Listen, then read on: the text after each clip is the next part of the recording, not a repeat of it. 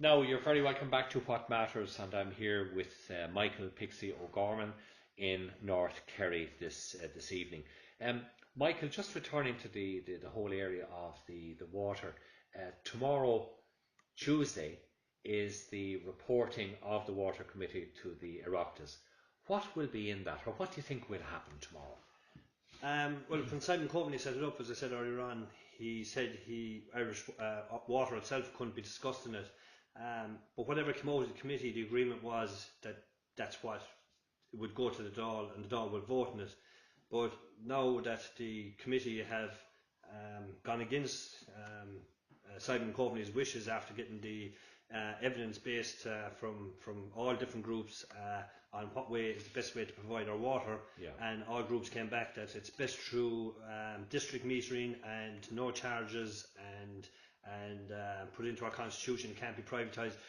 He doesn't seem too happy with that, and he's saying, as we were saying about European law and all this, and he seems to want to take the report now. These are his words I was reading this evening. He wants to take the report now and issue some of the things from the report and then put in the things he wants as well. Yes. And I don't think the Dáil will stand for that, and I think there could be another general election if he keeps pushing the way he is. He's pushing an EU angle for abiding by regulations, not even looking at the people who can't afford to pay.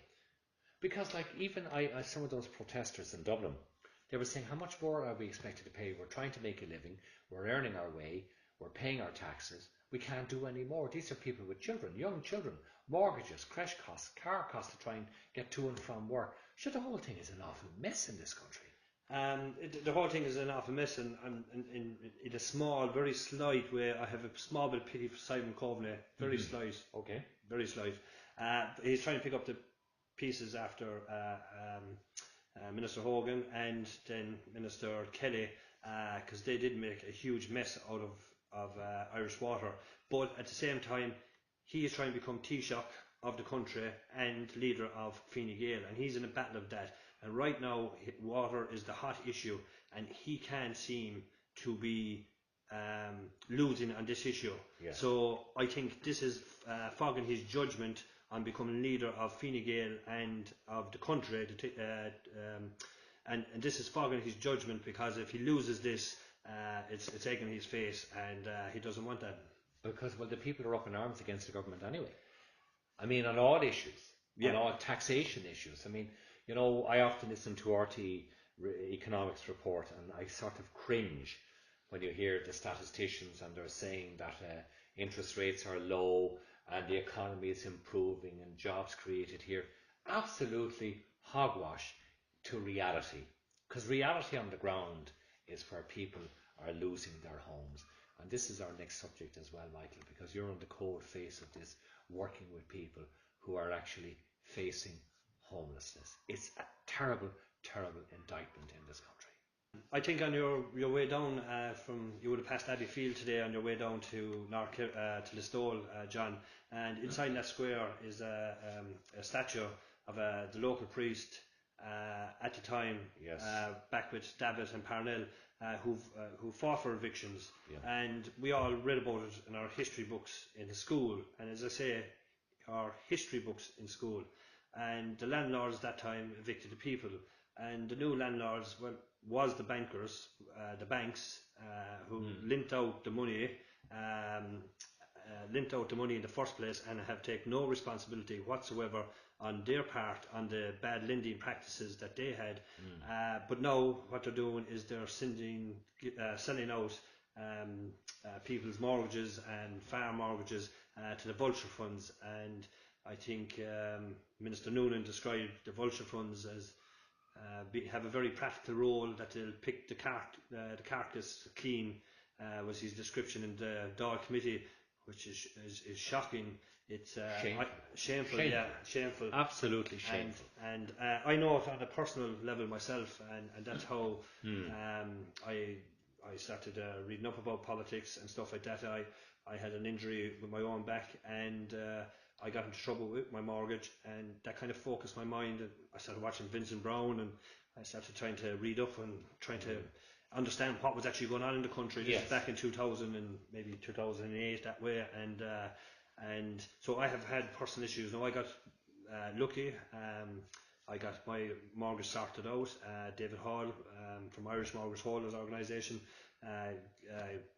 thanks to him and people who worked in his office, were able to got that deal sorted with the banks for me. But when you deal with the banks by yourself, you have no leeway with the banks. They will bully you. They will try to trick you. They will lead you down dead ends. They will promise you this, that, and the other thing. And this is me talking. I tell you, actually, we got to a stage with my bank that I was only speaking to someone over the phone. Yes. And in my house here, I don't have much of a reception, so I would take most calls outside the house. And I remember standing in the rain, talking to some fella at the end of the phone about my house and my kids' house, my wife, and our future in the rain. And I remember standing to him and I said, I am not speaking with anyone else over the phone. I want to talk to someone face to face. This is after months and months now. I said, I'm standing here talking about my future, my house, in the rain to you. I said, you have to have the decency to send someone down that I can talk to face.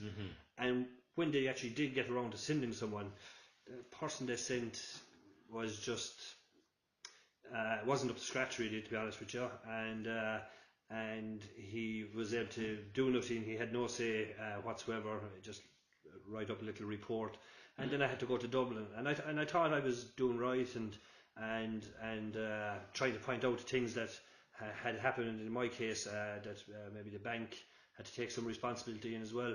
But when you deal with these people face to face, I think the head of Bank of Ireland, his name is Boucher. Boucher, yeah, yes. Yeah. I think in the Dáil committee, he said it himself in one of the Dáil committees when asked about the banks and their role, and he said his role as the head of Bank of Ireland is to get money back to the shareholders. He has they have no social conscience. Anyway, yes. Yeah, but they have no social ties either. Even though we bailed them out, we bailed his bank out, we bailed out all the other banks, and we bailed out the banks in Europe as well. That's why our banks had to be bailed out, because that's another story. But we got our money off the bad lending practices from European banks. That was all left to happen under the ECB, who had no regulations in at the time. Actually, there was reports written about the setup of single currency, and there was reports done by economists back then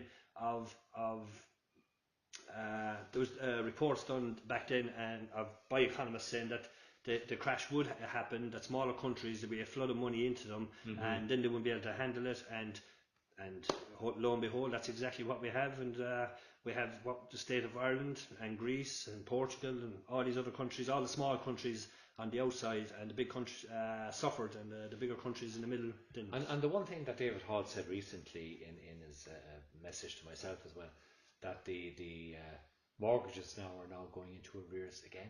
This is outside of repossession cases and evictions that are taking place now, because if we look at the economy, exports and export orders are dropping, car sales are dropping. And it's one very, very simple, and economists in RTE and all those other blah stations of no value whatsoever, they will come around and say, it's only statistical and it's just a blip and nothing to worry about. They continually say that, whereas people on the ground are saying there's a big worry here and we have a major problem. And until we get a government, Michael, that will wake up and start standing up for the people, then we're going nowhere, because we're going to have election after election after election, and again austerity after austerity after recession again. That's what's going to happen.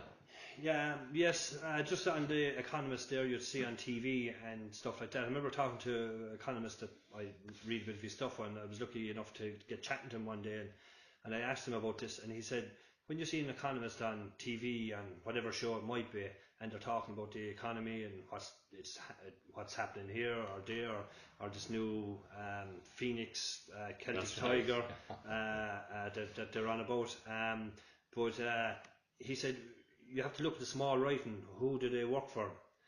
what angle are they coming from? Yes. So when we see things on television, we go, oh well, the economist said this on TV, but it depends who he's working for. So yes. All them economists are working for someone to have a different angle, a different Correct. Agenda, and they want to portray yes. A, B, and C. The reality on the ground is that the people that suffered the most at the bottom are suffering as much as they ever did. I wrote a paper about this when I went for the local councils a couple of years ago, and one of the things I said at that time, before quantitative easing was invented or brought in by the ECB, but I said when the interest rates go up, that's when we're going to have the second wave, that we're only in the eye of the storm. And some people talk about maybe a second crash coming. It's not going to be a second crash. We haven't got over the 2008 crash exactly, yet. Yes. So it's still the same crash. So when interest rates come up a small bit, there's people out there, the working poor, who are working, the husband and wife, and all along they're paid all their mortgages, and they're scraped by, cut by everything. And once the interest rates go up 1 or 2 points, then people are going to go into the red. And this government has never dealt with it.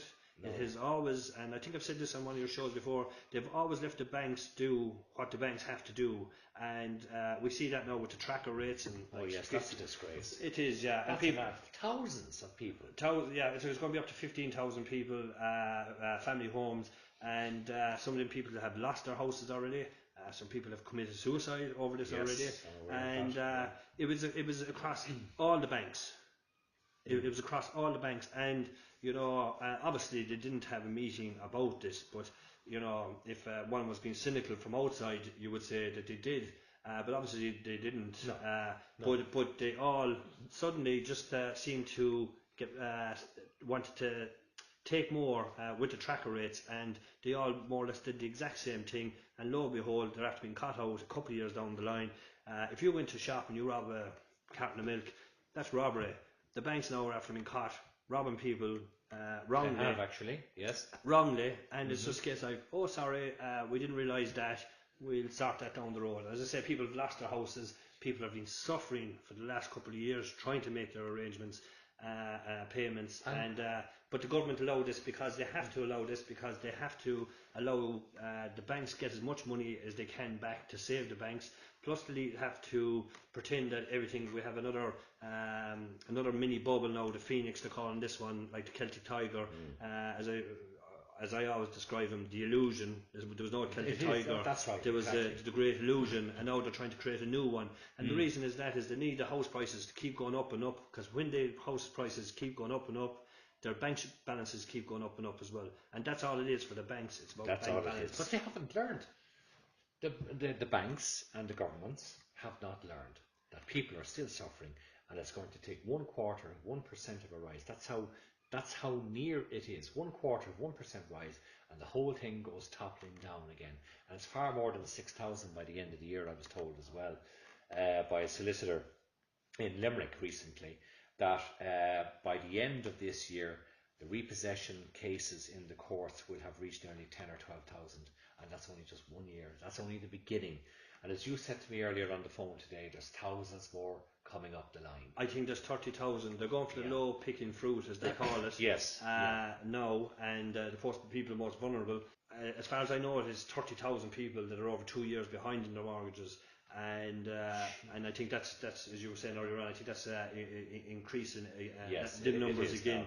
Now, yes. The bank's done some bit of stuff under pressure from the government to split mortgages and other things, but all of these haven't worked. No. Haven't worked for the solution of people. But it's not that the banks learn. The banks make money. That's their sole. Our government hasn't learned. But then again, it's the type of government we have. We have a neoliberalism economics philosophy from a right-wing Fine Gael government, and that's where the problem lies. But the point is that when you have Fine Gael supported by Fianna Fáil, supported by an alliance group of independents that are not worth their salt, never mind a euro of their salary, because look at what Shane Ross has done. He has hardly blinked an eyelid with regard to the bus drivers and bus Éireann and protection of jobs. They are so arrogant now that they really, this is my personal opinion, which I always give, because this is what we call ourselves Republicans, they should go. We need a proper formation of a government of all parties that will look at the people's needs, not Brussels. And this is where the core of the problem is right now. It is. If you look at just what's going on with the water now with Fianna Fáil and Fine Gael, yes, it's like it's like watching EastEnders. It's drama here, this day drama. Someone says that's this, right, yes. someone says this. It's distracting from all the huge issues we have in yes, this country, exactly. and we will have no real change until there is a government without Fianna Fáil and yes, Fine Gael. But yes. that won't. I thought it might happen sooner. I thought Fianna Fáil and Fine Gael, I've been saying it the last couple of years, that they'd join up after the last election. But Fianna Fáil were cute and they were able to pretend that they were in opposition while at the same time in government. And to be fair to Fianna Fáil, in two things. One, they played a blinder in their illusion of a party in opposition, and also it breaks my heart to say this because what they've done to the country, and we should never forget what they've done to the country. Fianna Fáil created this mess, yes, 100%. But I still think there would be better government than Fine Gael.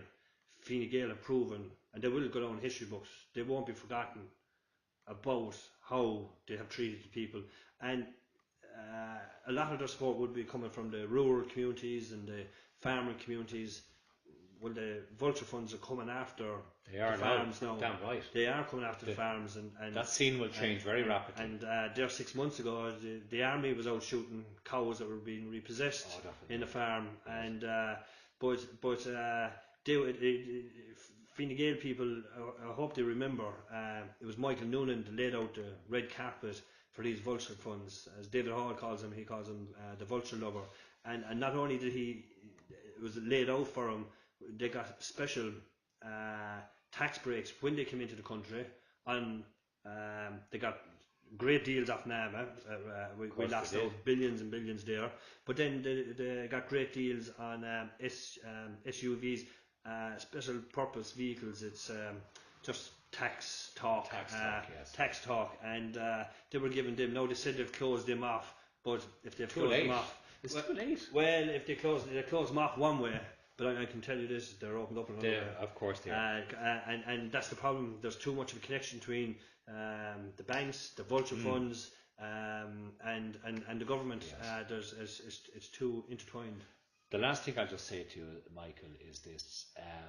I'm not saying for 1 minute that the Taoiseach is a bad Taoiseach. All I'm saying is that he saw what Phil Hogan did in this country with water charges, property tax, which is still hounding people into the ground.